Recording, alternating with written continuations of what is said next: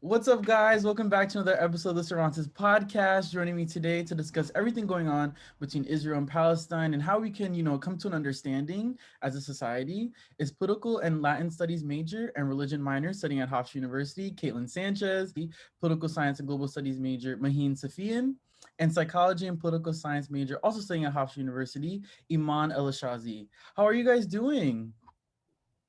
Amazing. Yeah, I'm good. Thank you for being off. For people who don't know, to give some context, what is Israel and what is Palestine? Anybody can answer first. I'll just take that. I'll go first. So basically, Palestine has been a state for the majority of the 1900s, and they're an ethnic group of people that reside in the territory of Palestine. In the 1960s and 1970s, actually starting from the 1920s, you saw a migration of Jewish people moving to the Palestinian territories, creating settlements. And soon in the 60s and the 70s, you start seeing a political movement take over called the Zionist movement, in which these large Jewish immigrants wanted to create a state based on nationalism.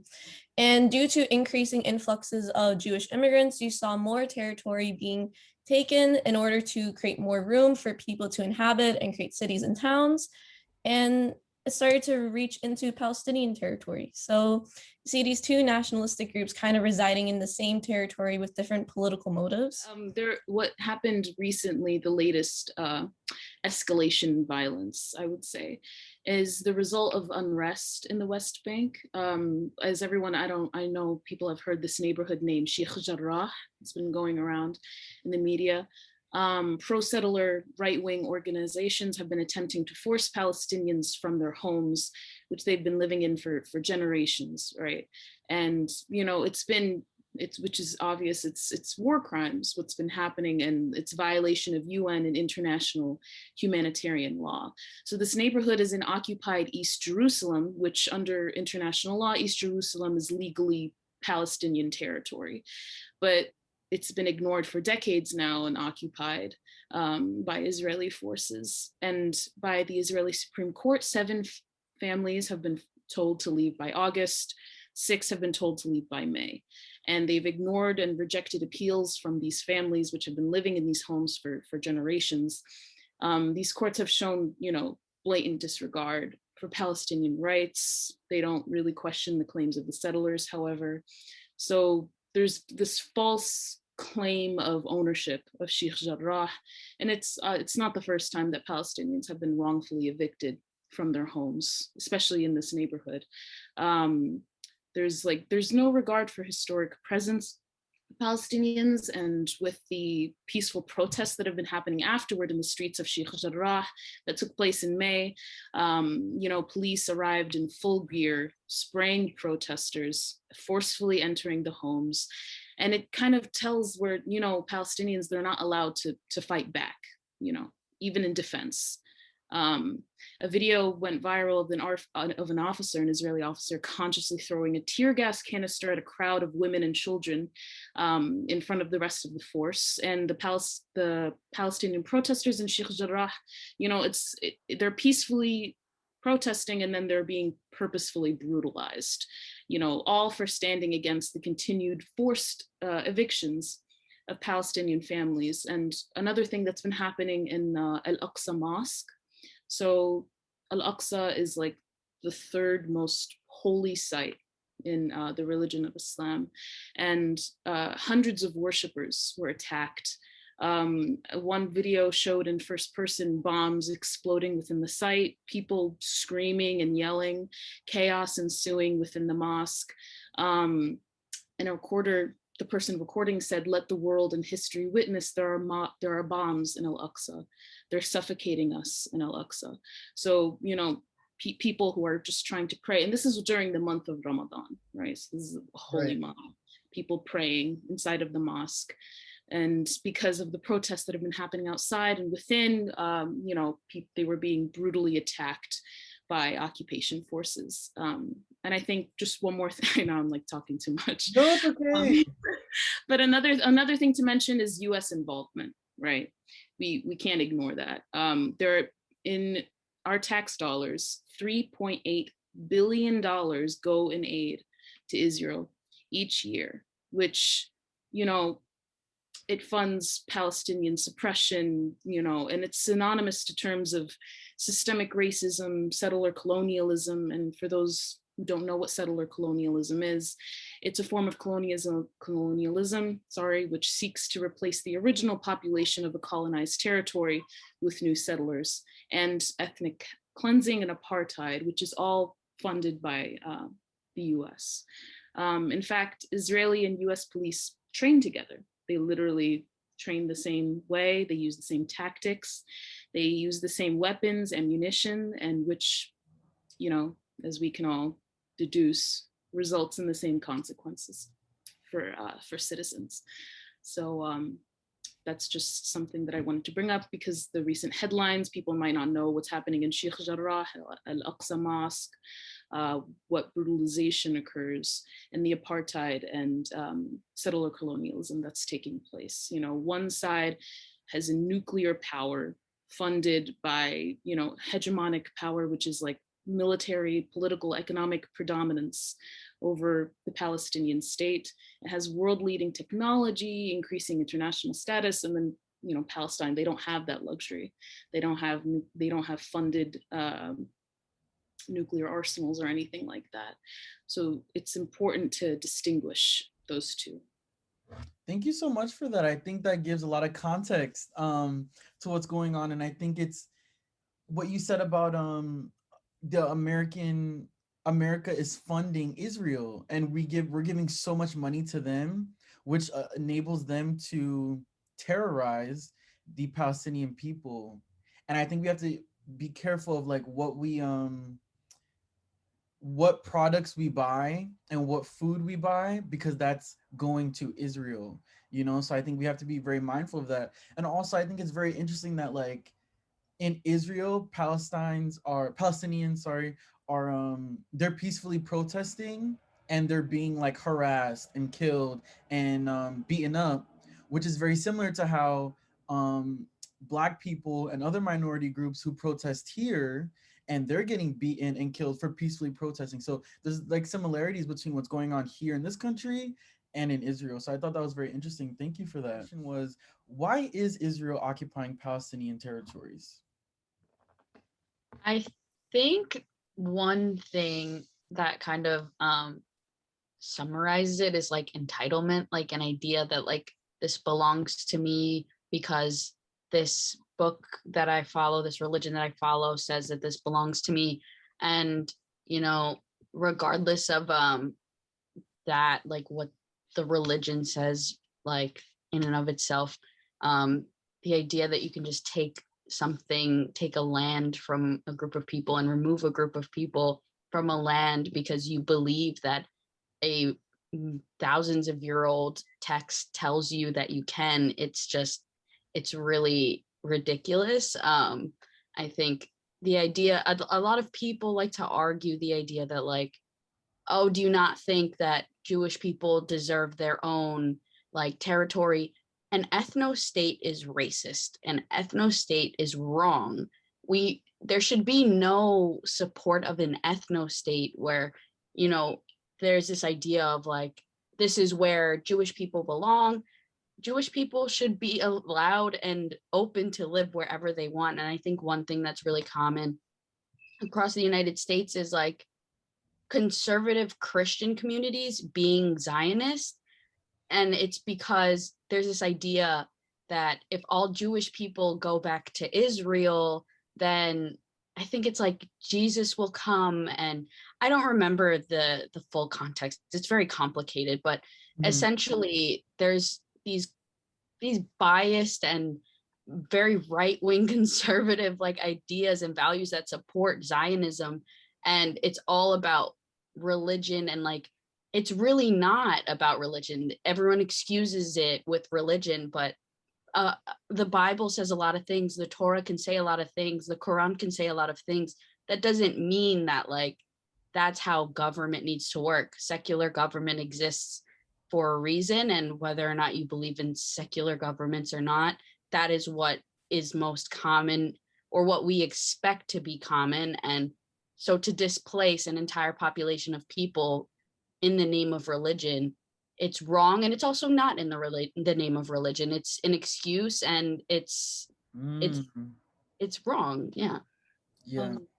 Kaithlyn said I it. mean, oh, I'm so sorry. No, go ahead. You go ahead. Yeah, I was just saying, like, building upon that, like the two primary prongs of like the Zionist argument is one of biblical history, right? So a lot of Zionists claim that Jewish people inhabited the land of Palestine and the Romans evicted them way back when in old Christian, Jewish, Islamic history. And then another prong is one of like historical trauma. A lot of early Zionist writers stated that due to the Holocaust and the terrors inflicted upon the Jewish people needed a homeland. But an interesting point in this argument is that various countries were like examined for the Jewish homeland, like Paraguay was considered, Palestine was considered, but they ended up with Palestine as it obviously had a little bit more religious, like a religious tone to it. But to be clear though, not all Jewish people are Zionists, and I know a lot of Orthodox Jews that are not Zionists, but oftentimes like when I have talking to Zionist people, there is a lot of like religious zeal saying that like it is our land, like it has Jewish history in it. But you have to remember all the Abrahamic religions stemmed from Palestine, from Mecca, from Medina. That history is shared between Christianity, between Islam, between the Jewish people.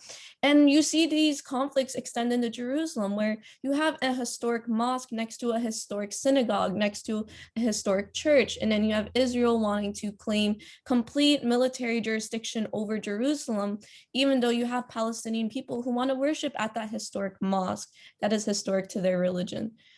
So I do feel the Zionist argument is a little messy, can drive a lot of conflict, because they have to remember that there are other people that like, as much as Christianity, Islam, and Judaism are different, they're also very alike. We share the same prophets, we share the same words. A lot of our practices are kind of the same because we're all Abrahamic religions. So that is where the conflict comes in, where you have a specific Abrahamic religion wanting to claim territory over a very historical land, because you have other people who can say, okay, we can extend that right as well. What's stopping from a Christian state from being developed in Palestine, saying, oh, these are Christian historical landmarks? What has stopped, and like, look at Hamas. Like, Hamas wants to create an Islamic state within Palestine, saying that is the holy land of Muslims. So it is very messy, but that is just basically explaining why they believe Palestine belongs to them, even though they also examined Paraguay, which was very interesting to read. What does Paraguay have to do with anything? Yeah. Yeah, it just kind of goes to prove like it's very politically motivated. They just want to establish a government with power. Right. And for those who don't know, oh, sorry. Go ahead. I was just going to say, for those who don't know, Zionism is defined as a movement for originally the reestablishment and now the development and protection of a Jewish nation, what is now Israel. It was established as a political organization in 1897 under Theodore Herzl and was later... I think there's a lot of harm in like what the Zionist argument states, that anti-Zionism is equal to anti-Semitism, which no, absolutely not. I just want to clear that up right now before anything happens in that sense. Legitimate criticism of Israel as a state does not encourage anti-Semitism or any form of racism. We're taking an issue with Israel's policies and system of occupation and apartheid, not the Jewish people as a whole. The fundamental critique of Israel does not imply the denial of the notion of Jewish self-determination in any way, and conflating anti-Semitism with anti-Zionism rhetoric undermines both the Palestinian struggle for freedom, justice, and equality, and the global struggle against anti-Zionism. If we conflate these two terms, we're basically letting, Israel military forces off the hook. We're like, oh, well, yeah, you can go do what you want. It's okay. Which we're not letting them off with impunity in any way like that. So those two are not the same in any way. And the state of Israel does not equal all Jewish people. Right. That is so true. I think what you said was very important. Just because we are critiquing and talking about and discussing and sharing our opinions and discussing the facts on history and what is currently happening, that doesn't mean that you are anti-Semitic. And it's one of the reasons why I wanted to have some of my Jewish friends on the conversation. They couldn't make it, or some chose not to speak. But I wanted every voice to be heard, as many voices that can be heard, intelligent, well-rounded people to speak on this. So I completely agree with that. why is there fighting today between Israel and Gaza?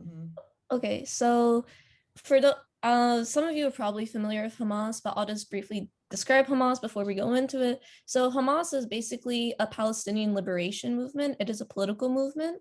It actually risen in prominence during the 1960s after, Israeli settlements started outreaching more into Palestinian indigenous territory. And you kind of had this group of imams that wanted to form a branch off of the Muslim Brotherhood. So for those who don't remember the Muslim Brotherhood is also a Islamic movement that stemmed from Egypt in response to Westernization and all that. So Hamas at first was like a political religious movement that prided itself on Palestinian liberation. They organized political elections, they organized resistance against Israeli settlers, and they did adopt some terrorist tactics. And so going into the modern era, Hamas is actually so you have Hamas's old manifesto, which resembles that of an Islamic fundamentalist terrorist movement, but they actually released a new manifesto back in 2012 that like kind of sheds its old skin and talks about how it is much more for raising awareness for the pain that Palestinians go through and wanting to bring international actors into the conflict. Actually, Hamas holds a lot of parliamentary seats in Palestine. They are a prominent political party, but they do still have some military tactics. So recently, after Imam talked about the Al-Aqsa Mosque, the week following that, Hamas fired several rockets into Israel. And so as we discussed before, Israel has a lot of military aid from the US. They have basically this dome that protects them from missiles, state-of-the-art military detection missiles. They blocked Hamas's missiles, but they were able to pinpoint, okay, these people are firing from Gaza. Israel returned fire. Hamas fired more. And this was the largest escalation in conflict we have seen in a very, very long time between the two sides. So you have literally direct military warfare going on. People in both Gaza and Tel Aviv can see missiles being shot over their heads. They can see the dome trying to protect Israel and Tel Aviv. And Palestine does not have military aid or military weapons or advanced Western military equipment. So a lot of the missiles that Israel fired were actually raining down on civilians. And I don't know if you guys heard the story, but do you know, not the Al Jazeera office, but several news offices were actually directly targeted by Israel. So what happened was that there's a bunch of journalists sitting in their offices, and all of a sudden the Israeli military knock on their door and they say, in 1 hour we're bombing this building, you have 1 hour to evacuate. And this is a war crime. It's considered a war crime. It's being examined by the UN International Criminal Court because it is a war crime to target journalist offices.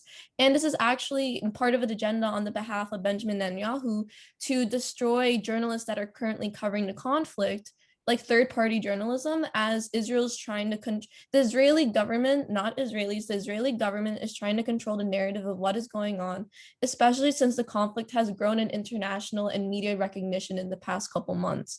Because before, I think a couple of years ago, it was mostly like Muslims, Middle Easterns, and some people that are into foreign affairs that knew about the conflict and the territory issues that were happening. But now Instagram, Facebook, Twitter, social media has brought it all up to the surface. So even people that weren't really in foreign affairs and were more so immersed in domestic policy or in other continents, they're like, wow, what is happening? So Benjamin Netanyahu has been targeting journalists historically ever since he rose to prominence as a politician. You see humanitarian, NGOs being targeted. You see medical centers being targeted. You see orphanages being targeted. And at the end of the day, it is kind of like, it's not a balance of power. Israel, the government of Israel, the territory they govern, the military aid they receive from America versus Palestine, which is basically Palestine's territory has been reduced so much over the past 20, 30 years, where they used to be a sizable territory. Now they're basically clinging to parts of the coast. They have they have the Palestinian Authority, they have some Palestinian officials, but there's so much infighting happening in between the Palestinian parties that there's no definite official that can govern and create a response. So you basically see an organized, well-established state launching missiles, raining down on civilians, trying to coerce them, basically trying to coerce Hamas, saying that we will hurt the civilians if you don't stop raining missiles down on us. Now, the US has sent an envoy, Egypt has sent an envoy. Envoys are basically diplomatic messengers that are meant to de-escalate conflict. A ceasefire was established, Bismillah, a week ago, but that ceasefire did not last long. And the ceasefire was mostly just to allow humanitarian assistance to go into Gaza and help prepare and help take care of civilians and all that. But it didn't work for long, and the chaos is still raining down, and a lot of deaths have been occurring, very sadly, mostly children. It's like the Palestinians are literally being backed into a corner. Like there's not enough space for them to thrive as a people, as a community. You know, in Gaza, I think that's where a huge amount of the violence has been occurring, a huge amount of the brutalization. One tweet said, if you are 12 or 13 years old from Gaza and made it out alive, you know, because a lot of these children are dying, you just survived your fourth war and massacre by Israel, not to mention the suffocating siege. The recent strikes in Palestinian territory of Gaza have damaged 6 hospitals, 9 primary health centers, and a desalination plant that supplies clean water to 250,000 people. And this is according to the UN. Like there's so much control that's put over these Palestinians in Gaza. You know, 95% of the water is undrinkable, and the supply of clean water is controlled by the Israeli government. Citizens are permitted only 4 hours of electricity a day. 45% of Gazans are unemployed.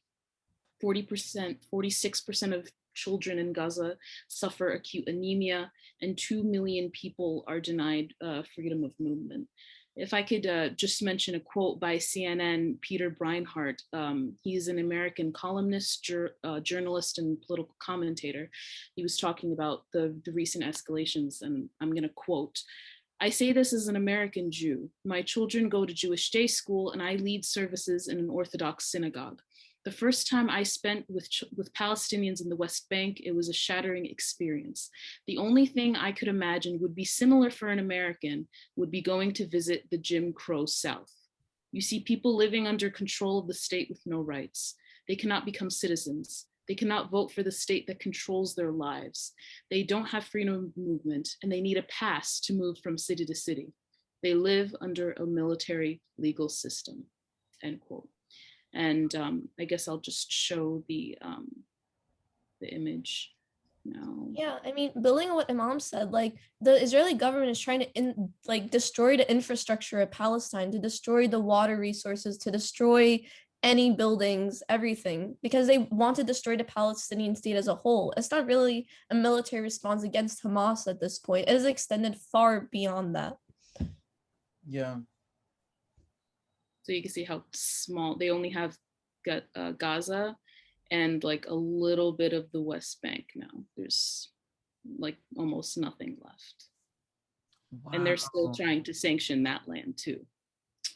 It's just getting smaller and smaller. In fact, like a lot of Israel occupation organizations, they don't even recognize Palestine anymore. They're just like, yep, this is all Israel. It's not, there's no Palestine. They recognize it only as Israel. I think one of the most important things, I think one of the most important things to focus on when trying to like get this out to an American non-Palestinian perspective, like these are real people losing their lives. Like these are serious issues. These are children and women and elderly people dying. Like it's not just politics. It's not about I think I deserve this because of my religion, or I don't think you deserve this because of your religion. This is people dying. 120%. This is war crimes. These are lives being lost under the guise of whatever your reasoning is. Why are you killing children? Why are you killing innocent civilians? There's no excuse. And I just can't think of any justification for that, regardless of what you believe or what you don't believe, or there is no justification for killing innocent civilians. Children should be allowed to be children. Children should be allowed to expect that they will grow old. Children should not have to hear bombs when they go to sleep. Children should not have to fear that if they go to the wrong corner of their town or where they live, that they could be shot. That's not how people should be living. And it's not just a thing that's happening in another place that you don't know about and you have no connection to. Your tax dollars are going to this. They're funding this.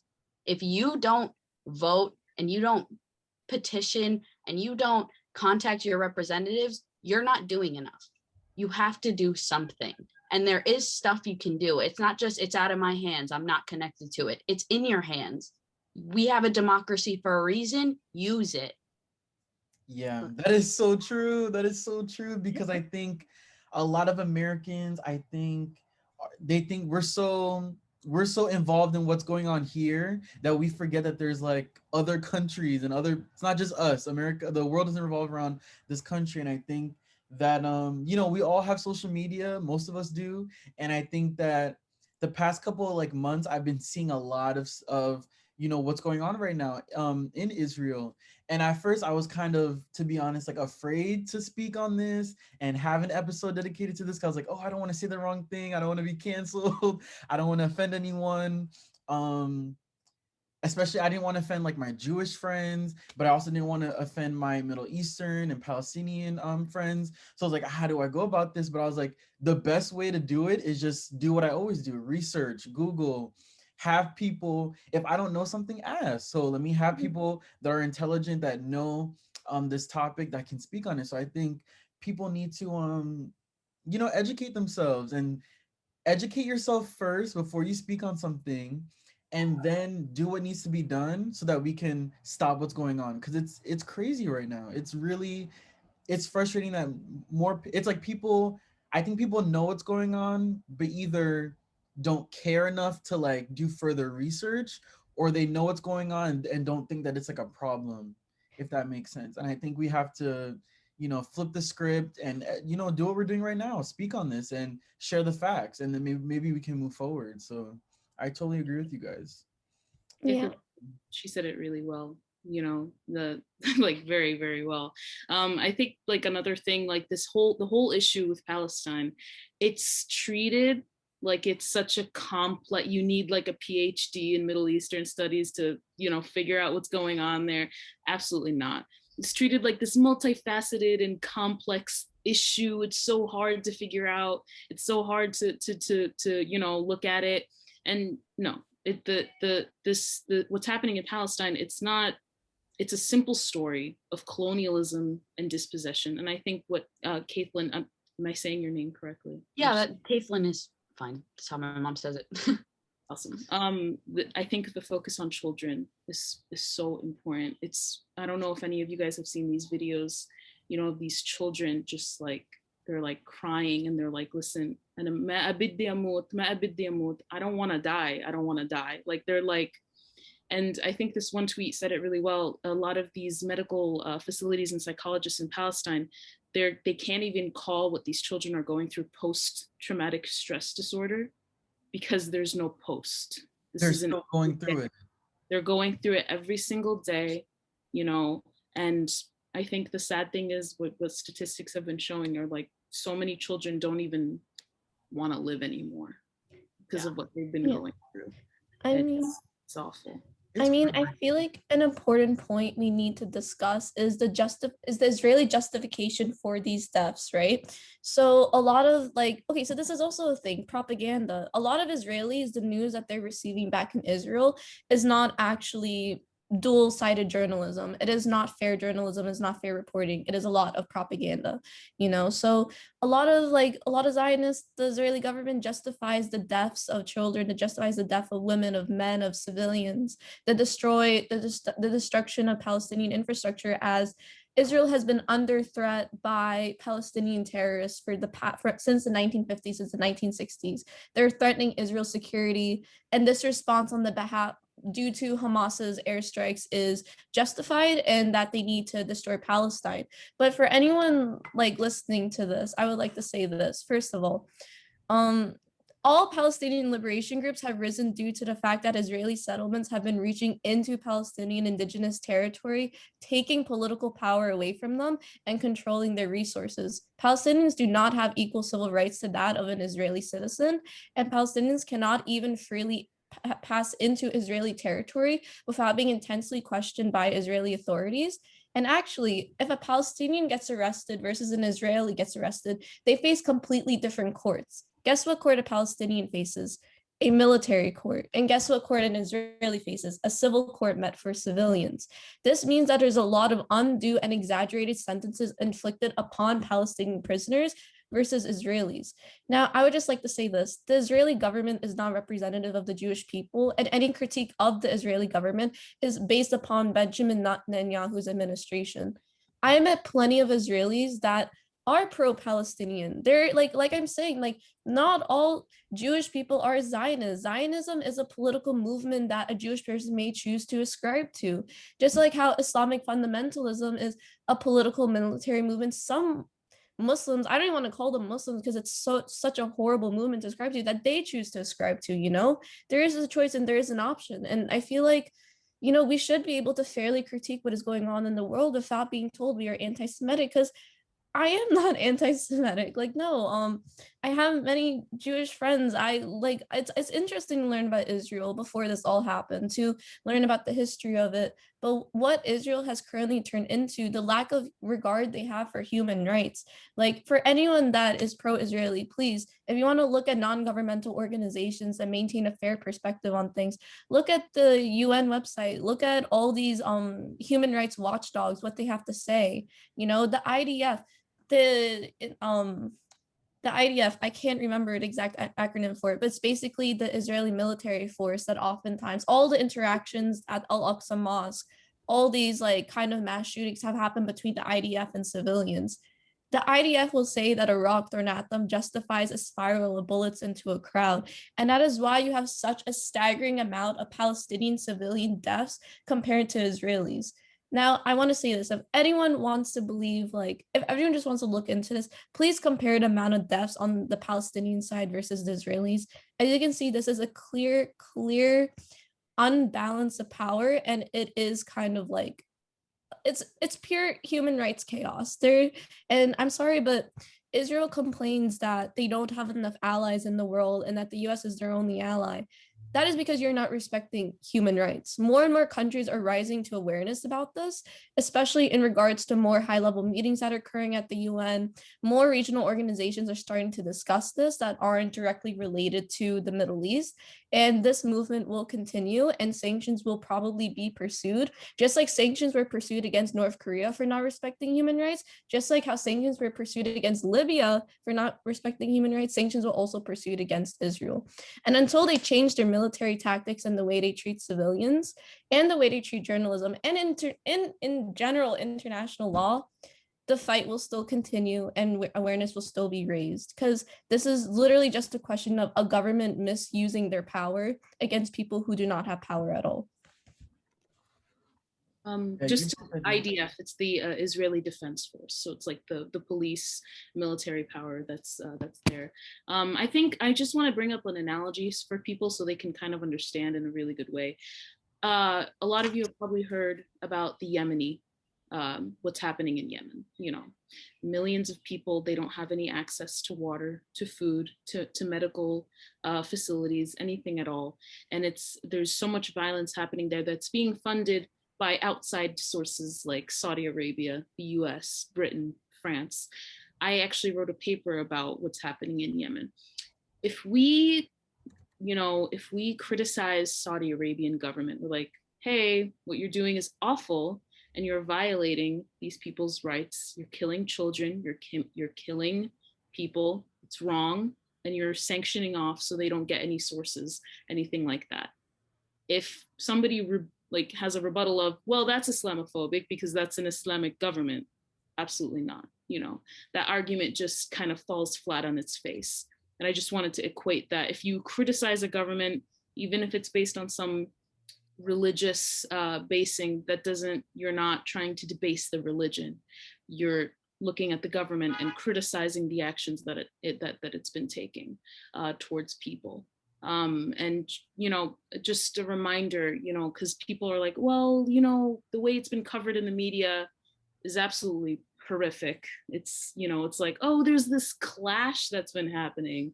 You know, there's a conflict between the forces of Israel and the forces of Palestine. And to that I say, okay, what's the Palestinian uniform?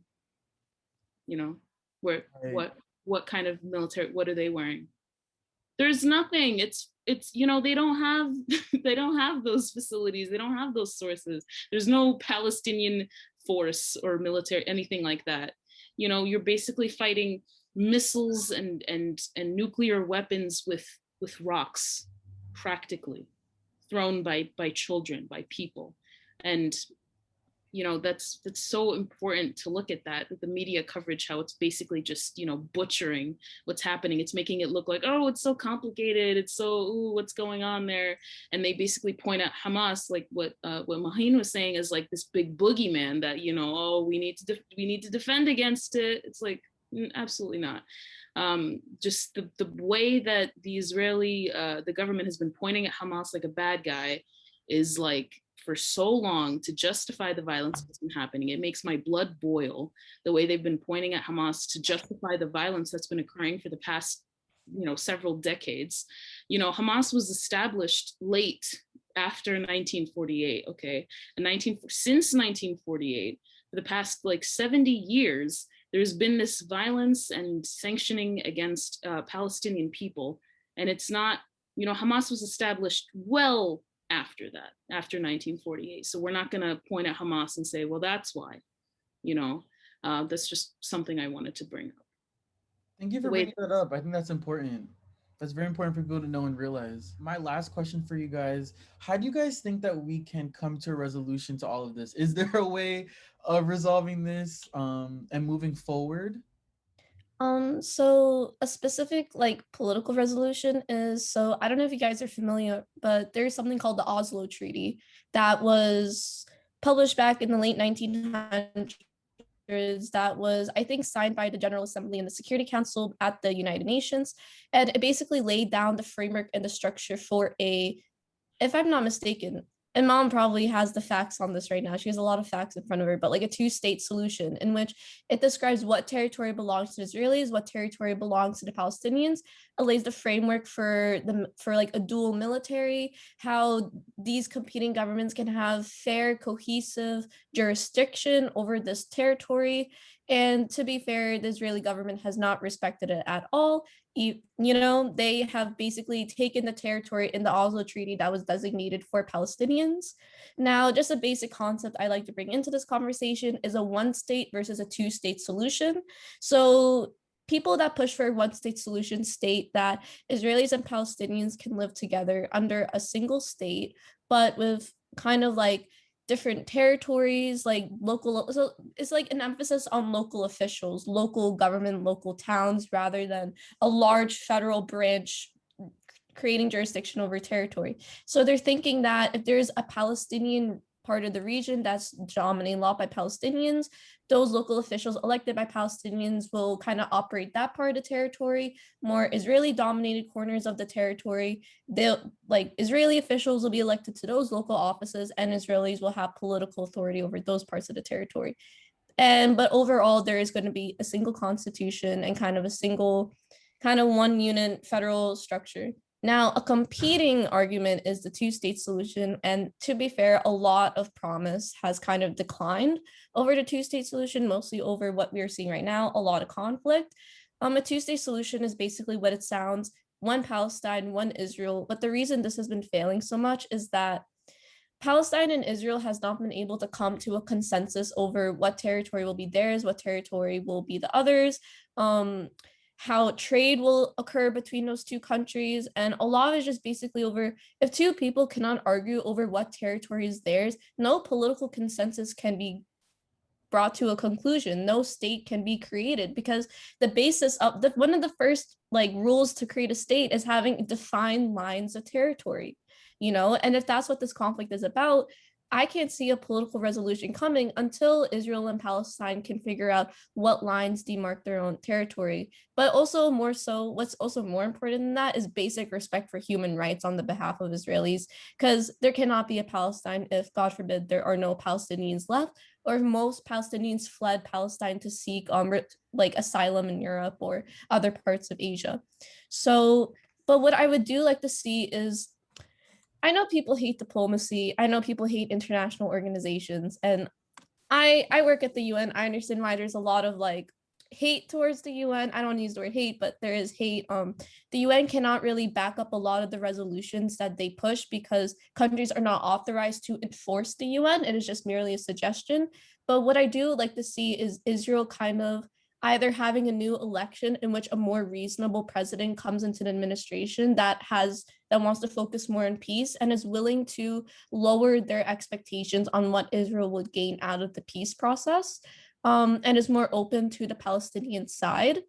So the only way forward is the international community placing pressure on Israel to accept Palestinian demands and the territory concessions. And the second part to your question, what can people do?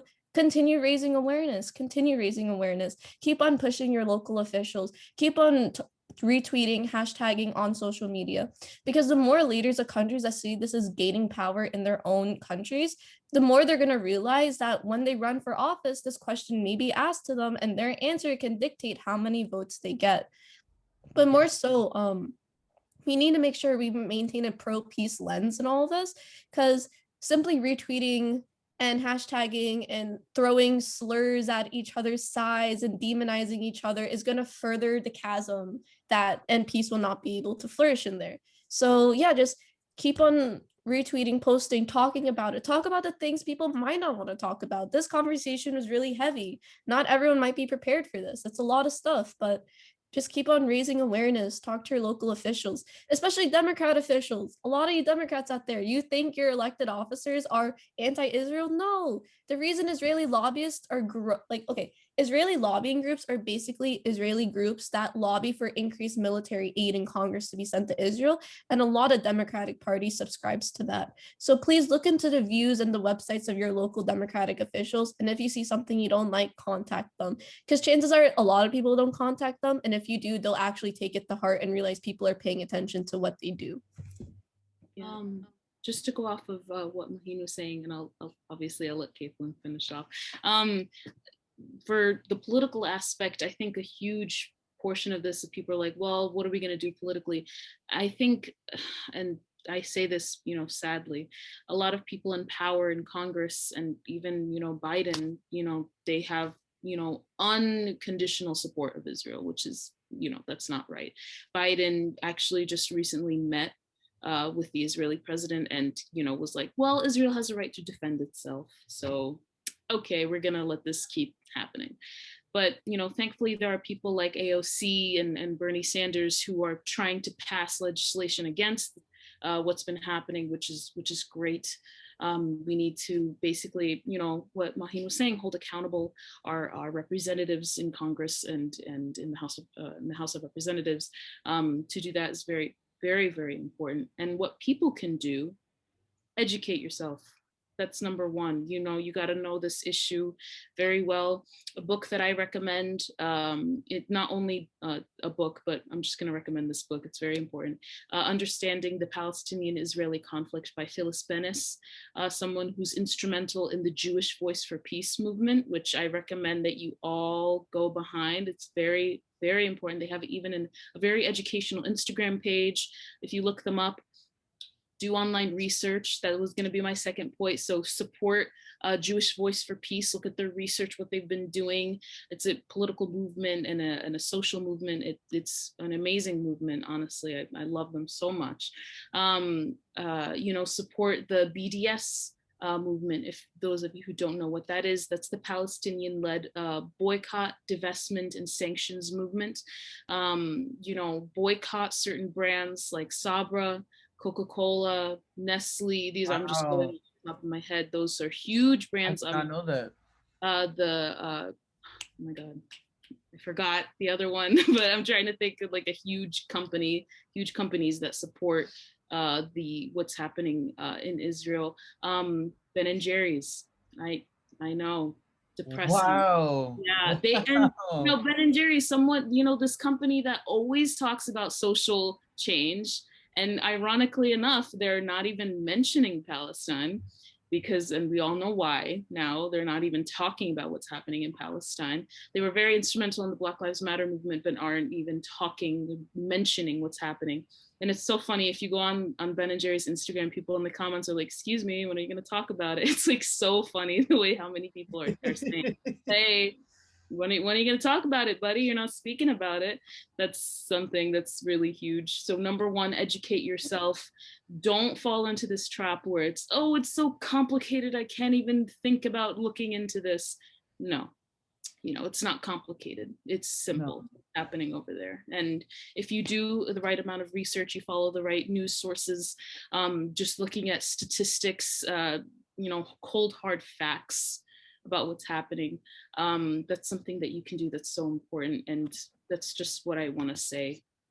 So yeah. Thank you for that. Thank you for that. I appreciate that. I think a lot of people need to realize what companies and brands that we all know and participate in are funding, violent things. They're funding people dying, people being terrorized, children being shipped from their homes. So I think people need to pay attention to that.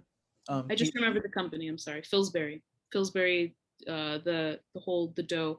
Actually, the son of the person who runs Pillsbury, they're like, don't support anymore. I think literally, I don't know specifically off the top of my head, but if you look it up, Wow. I think someone who's very, very high in the Pillsbury dough company was like, no, don't support us. Please don't do that. It's awful. And we're literally in Palestinian territories and supporting that. So insane. look up these companies, do your research, people. Very, very important. Yes. Boycott. That's all I can say as well. Yes, the power of the dollar, of your money, is so important.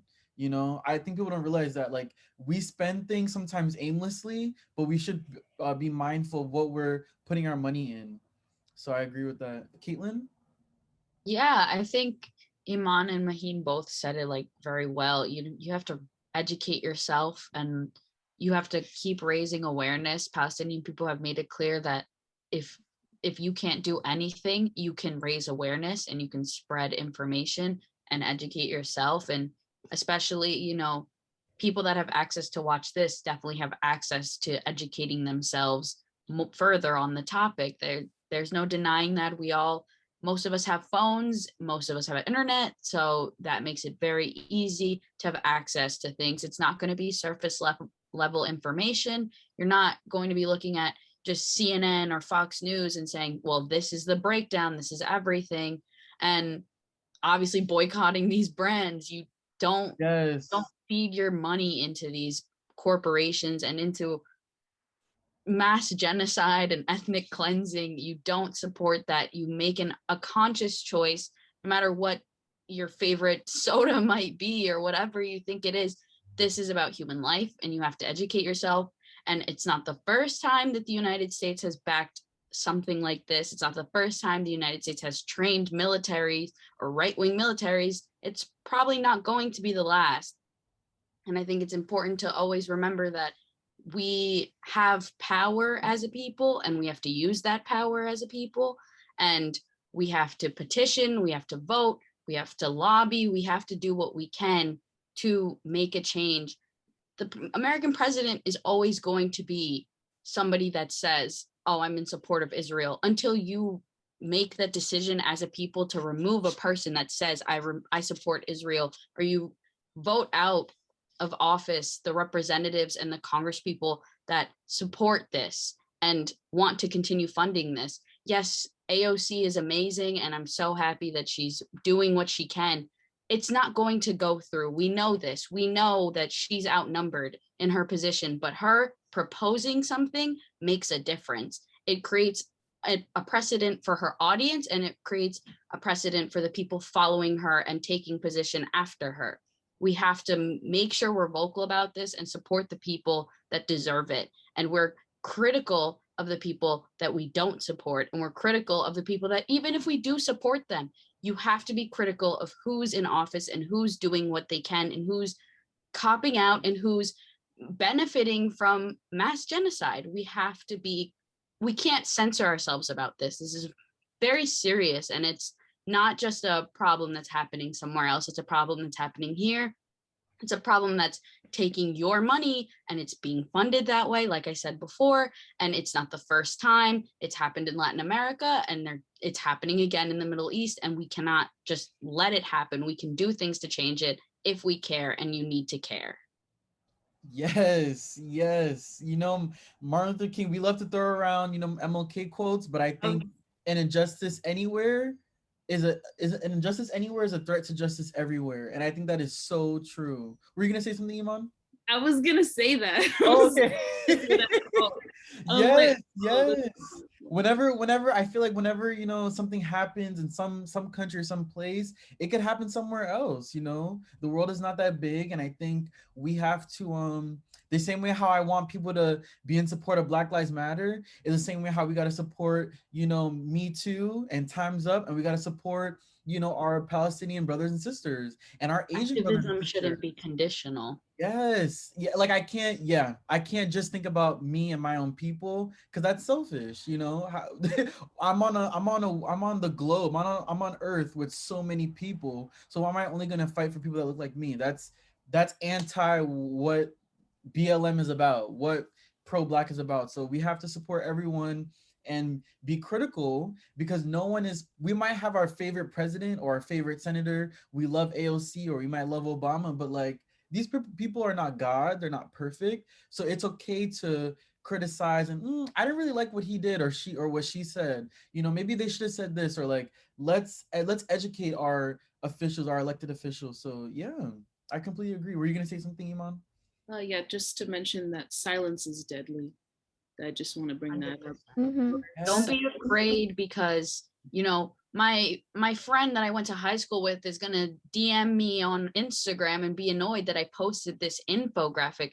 I don't care. Let Who them DM you. unfollows me? Yeah, I've had literal people from my high school DM me and like being pro-Zionist or being Zionist and asking me, what does this mean? Or like, why are you posting this? Or you're wrong about this. And if I'm wrong about something, by all means, educate me. But if I'm not wrong, and if I'm just presenting facts and you just don't agree with me, unfollow me. I'm not going to stop educating the people that are here to listen. And I'm not going to stop raising awareness about mass genocide. I don't care how uncomfortable it makes anybody. This is not I'm not going to talk about politics because it causes issues. No, I will talk about what I need to talk about, and I will educate who I need to educate, regardless of who gets mad or offended about it. I don't care. I'm going to defend human life. Period. Like, to be honest, like, intersectional activism, for those who don't know, intersectional activism is basically activism that crosses boundaries of sex, gender, race. And if you're a feminist, look at what's happening to Palestinian women. Palestinian women enjoy the fewest human rights in the world. If you're pro LGBTQ, look at the state of LGBTQ Palestinians. The fact that the Israeli government has actually been proven to like target gay Palestinians, or if you're part of the Black Lives Matter movement, just like our host beautifully put it, like, a fight for lives one place is a fight for lives everywhere. The same regard you hold for human rights in America should be the same regard you hold for human rights in another part of the world. And you should never only fight for the people of your skin color, because as much as I'm not even Middle Eastern, I'm South Asian, I'm Pakistani, I'm not from that part of the world. But seeing something happen to my Muslim brothers and sisters, and even if I wasn't even Muslim, just seeing that happen to a human life and seeing the fact that why has this conflict gone on for so long? Because third parties don't want to intervene because they don't think it is their business. They see a burning dumpster fire and they would just want to let it burn. They're like, it will extinguish itself on its own. And for the first time in my life, I didn't think this conflict would be resolved. I think for the first time ever since I started studying political science that in the next 10, 15 years, some resolution will be received, because this is catalyzing. Like, this is catalysmic. Like, everything, all this discourse, all this conversation, even being on this podcast and just regular like college people wanting to hear what's going on. This has never happened before in the history of the conflict. So I want to see what's going to happen next. I want to see what the international community will do. And I'm very grateful that all these people here know so much about it and are willing to spread the love they have for the Palestinian people, because this is all done for love for another human life. If I'm going to be honest, I was nervous before I was going to speak today. Really? Yeah, I was scared. You know why? Because of the stigma that surrounds this issue. I was like, okay, what if people get mad at me? And I post constantly. If you guys don't follow my Instagram, I post constantly about what's happening from educated, informed sources. And, to do that, every day that I do that, people might get mad at me. And you know what? I don't care. Because, if you are silent, you have chosen the side of the oppressor. If you are silent, you have chosen the side of the oppressor. And that's what's happening right now. A lot of people are quiet, or they post like one thing and they're like, okay, I've done my job. Like what happened with the Black Lives Matter movement. People posted like one black square and they were like, oh, okay, I'm good. We're done. We did our job. Like, no, that's not how that works. No, and we got to apply that same logic to this movement and every movement, every injustice. It's not just like a okay, like one time thing and then that's it. No, I'm gonna I have this episode. I'm gonna continue to educate my my following, my listeners, my audience on what's going on in Palestine, and maybe have you guys again, or post from credible sources on Instagram or articles, different people like from different news outlets. It can't just be a one-time thing when it comes to any movement. So I completely agree with that. Intersectional activism, like what Maheen was saying, is so important. You can't say I'm too far from this issue.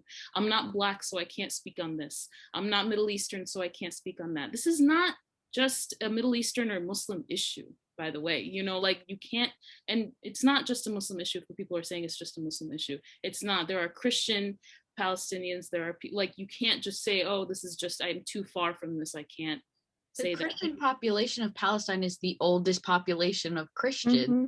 Like it's so beyond a scope of things that people want to think it is or to claim that it is. It's a huge issue, and it goes way deeper than people surface level like arguments about religion. It's so beyond that. The last, it's not political, it's not religious, it's a humanitarian issue. Yep. It's a humanitarian issue. Issue of human rights not being respected. Yeah. Just the last thing that I'm going to say, like, don't try to tell Palestinians, well, they're fighting back like this, so we can't say anything. To talk about like to answer your last question, I'm just going to bring up this last point of how can we fight? How can this be ended? Freedom is never voluntarily given by the oppressor. It must always be demanded by the oppressed. How many peaceful protests do you remember? No, seriously. Seriously. Yeah. With all these people have the right, like under international law, to fight back against oppression. Palestinians have the right to fight back. Never tell them, well, you can't fight back against this way. You can't do this. It looks bad. Blah, blah, blah.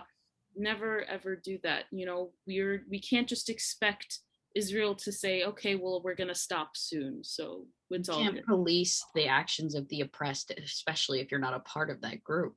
No, that is so true. Yeah. And it's not like we should just wait for Israel to be like, okay, we're sorry. Like, here you go. Like, that's you know what, guys, I'm done. I don't want the land anymore.